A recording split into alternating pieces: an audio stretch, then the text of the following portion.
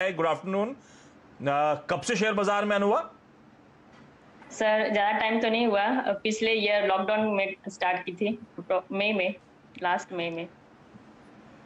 हाँ, लास्ट मई से शुरुआत हुई। तो लास्ट मई से शुरुआत करिए तो बुरा नहीं रहा होगा अब तक का एक्सपीरियंस, अगर आपने होल्ड करोगे अच्छी क्वालिटी के स्टॉक्स। अनुभव ऐसा हुआ?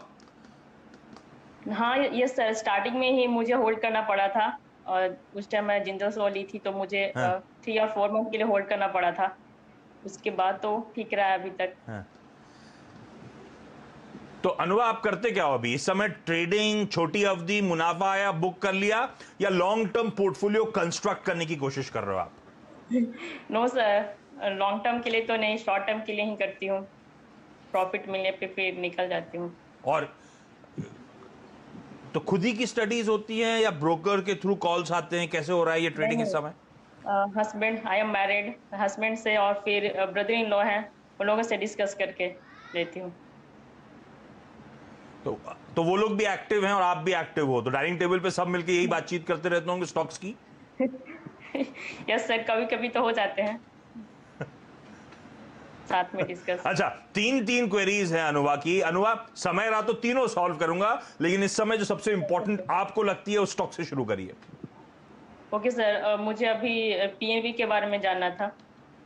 ये मैं ली हूँ 13,120 हाँ शेयर्स। एवरेज कॉस्ट है हाँ, 41.25।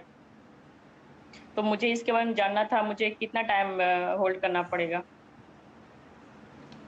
प्रॉफिट बड़ी के लिए। तगड़ी क्वांटिटी ले रखी है आपने। पंजाब नेशनल, ये ट्रेडिंग थी पीएनबी में, है ना? Yes sir. ठीक है। तो अनुवा, आप लोग डाइनिंग टेबल पे जब डिस्कस करते तो ये नहीं डिस्कस करते ट्रेडिंग वाले स्टॉक्स में स्टॉप लॉस जरूर लगाना? अनुवा, ये तो गड़बड़ हो गया। बहुत मैसिव क्वांटिटी, 4-5 रुपए नीचे आ गया माल।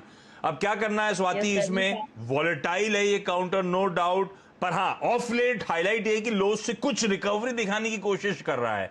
कितना भरोसा करूं इस रिकवरी में? अनुवा को एक प्रॉफिटेबल एग्जिट मिलेगा नहीं मिलेगा उनके ट्रेड पे? जी डेफिनेटली ये प्रॉफिटेबल एग्जिट मिल सकता है अगर ये थोड़ा लंबा नजरिया रखती है। तो सिंस उन्होंने एक शॉर्ट टर्म के लिए लिया था, उसके हिसाब से थोड़ा व्यू लिटिल बिट कॉशियस है, साइडवेज है, मोमेंटम है। इसमें अपसाइड हमें कब देखने मिलेगा? अगर ये काउंटर वापस 42 के लेवल्स ब्रेकआउट देता है वॉल्यूम्स के साथ, तो जब तक ये 42 के लेवल्स के नीचे ट्रेड हो रहा है तब तक टेक्निकली व्यू काफी कॉशियस रहेगा एंड ये सेलिंग प्रेशर ऐसा कंटिन्यूड रहेगा। मार्केट में भी ऑलमोस्ट हाई से हम लोग कंटिन्यूस सेलिंग प्रेशर देखने मिल रहा है।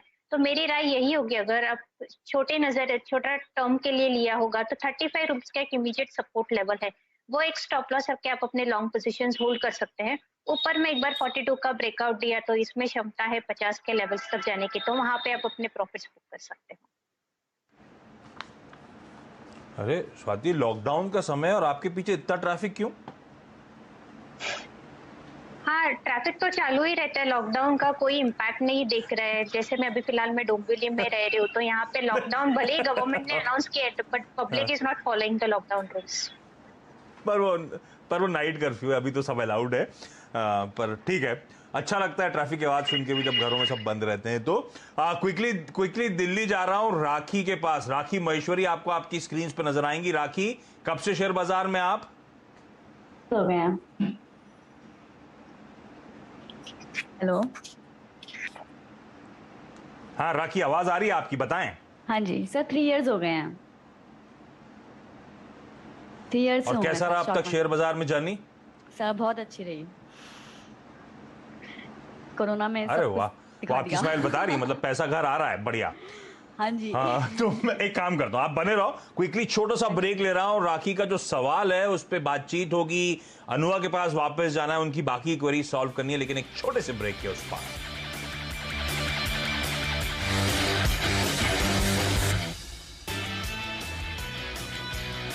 ब्रेक के बाद आपका स्वागत है। और फिर से प्रेशर माउंट होता हुआ भारतीय बाजारों में। और कुछ देर पहले स्वाति कह ही रही थी, निफ्टी बैंक इस समय अवॉइड कैटेगरी में रखिएगा, वेट एंड वॉच। और देखिए क्या स्लिप हुआ है।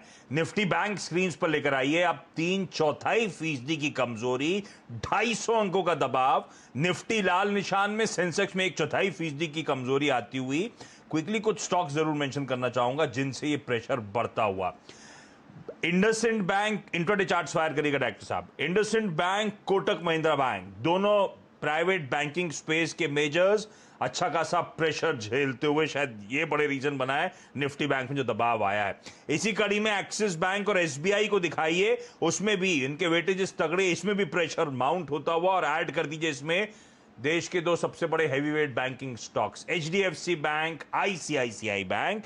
अक्रॉस बैंकिंग तगड़ी प्रॉफिट टेकिंग, तगड़ा दबाव, प्रेशर्स माउंट होते हुए ऊपरी स्तरों से। तो अचानक वो सेल ऑफ और थोड़ा सा वॉलेटाइल हो रहे हैं मार्केट्स। निफ्टी बैंक कुछ रिकवरी की कोशिश करता हुआ नजर रखेंगे।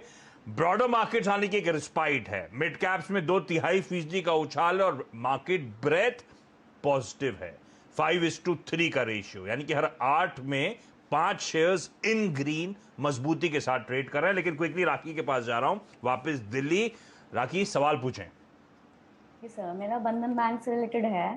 मैंने बंधन बैंक शेयर्स लिए थे 534 शेयर्स एट द रेट 422 पे। सर ये मेरे लॉकडाउन से पहले की बाइंग है। 20 हाँ, तब तो सब फंसे थे। ठीक है, मुझे लगा ये मेरे ख्याल से साल के हाईज भी इन्हीं लेवल्स के आसपास थे बंधन बैंक के। तो लॉकडाउन से पहले की बाइंग, और किसी ने सोचा नहीं था इस तरह के समय आएगा।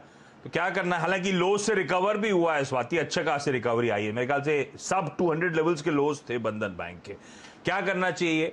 राखी का लंबे समय की खरीद हो गई लॉकडाउन से पहले, यानी कि 1 साल से ज्यादा हो गया। अब कब मुनाफा आएगा? बंधन बैंक पे बने रहना है या स्विच करने का समय है?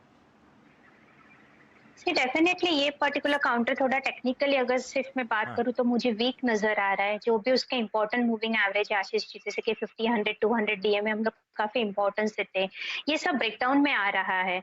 तो मुझे लगता है कि इसमें अगर कोई भी उछाल आता है तो एग्जिट करना चाहिए। नीचे में फिलहाल तो अभी 325 का एक स्ट्रॉन्ग सपोर्ट लेवल है, अगर वो ब्रेक डाउन करता है तो हमें इसमें और सेलिंग प्रेशर देखने मिल सकता है, which might retest this particular counter up to 300 to 80 के लेवल्स भी हम देख सकते हैं। तो अगर लंबा नजरिया रखते हैं तो डेफिनेटली होल्ड ऑन करना चाहिएगा, आपको प्रॉफिट मिल जाएगा, but it will take a long time. अगर आप ट्रेडिंग पर्सपेक्टिव या शॉर्ट टर्म हिसाब से आप रखना चाहते हो तो मेरी राय यही होगी कि 325 का आप स्टॉप लॉस रख के आप अपने पोजीशंस होल्ड कर सकते हैं। ऊपर में 350 का काफी एक स्ट्रॉन्ग रेजिस्टेंस लेवल है, जब तक वो क्लियर नहीं करता आशीष तब तक हमें एक पॉजिटिव मोमेंटम या फ्रेश बाइंग हमें देखने नहीं मिलेगी। तो एट द करंट लेवल मेरा व्यू कॉशियस है। You can hold your long positions but with the strict stop loss of 325 rupees. Hold कर सकते हैं बट स्ट्रिक्ट स्टॉप लॉस। इस बीच मार्केट्स बहुत वॉलेटाइल, लाल से वापस हरे में आते हुए बहुत मुश्किल हो रहा है आई एम श्योर सबके ट्रेड करने के लिए। इसलिए स्वाति जैसे एक्सपर्ट्स कह रहे हैं थोड़ा दूर रहिए समय बाजार से। समय बिल्कुल नहीं है, लेकिन क्विकली अनुवा सवाल पूछिए एक लाइन में। के बारे में पूछना था, आईआरएफसी के बारे में, उसका क्या है? आईआरएफसी आईपीओ में लगाया था कि लिस्टिंग के बाद? नहीं, आईपीओ लगाई थी मैं। आईपीओ लगाई थी तो इश्यू प्राइस 26 रुपए, 26 रुपए पे लिया हुआ है, मतलब कि मोटा मोटी ये अंडर परफॉर्मिंग आईपीओ रहा है।